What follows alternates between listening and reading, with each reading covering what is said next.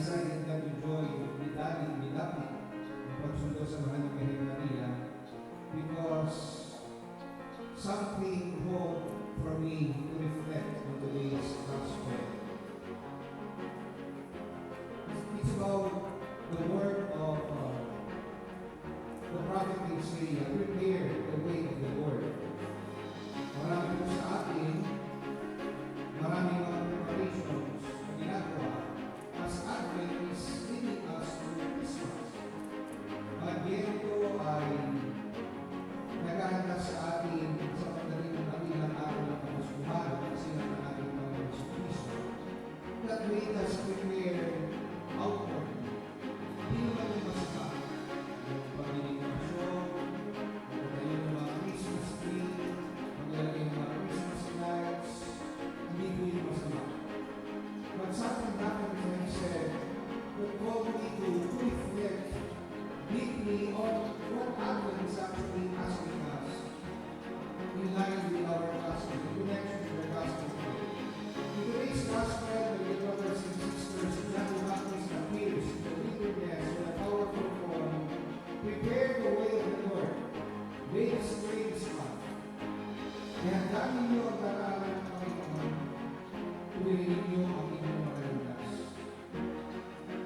Those words of John the Baptist calls us for an eternal preparation. Sabi ko po mga umaga, ang ating Panginoon Jesucristo 2,024 years ago was born sa isang mapakit, mabaho na sabsaban. And Advent is actually reminding us si Jesus hindi na ito isisilang kundi sa atin ang mga puso. Saka sa kanyang pagsilang kundi sa ating mga puso, ang ating mga puso'y mabango, maganda at tanisay. The message of John the Baptist is an urgent for us today, as it was for those who followed him during his time.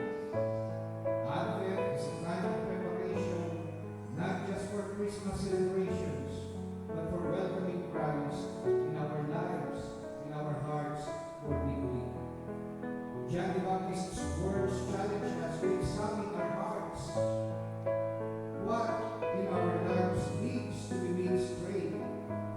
Are there valleys of emptiness or despair? Guilty ako dito. I am guilty. I have to really reflect on so many things in my life.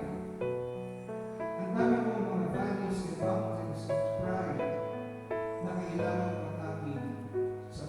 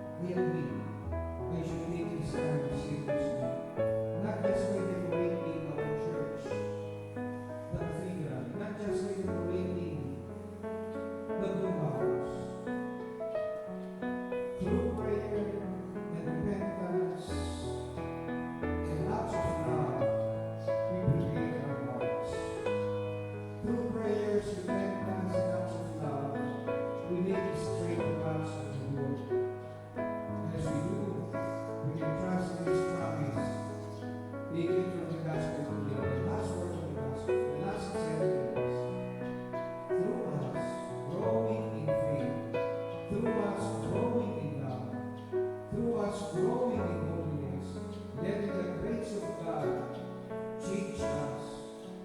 All flesh shall see the salvation in our hearts. Through prayers, repentance, and acts of love, we need to strengthen us of the Lord. And as we do, we can trust in His promise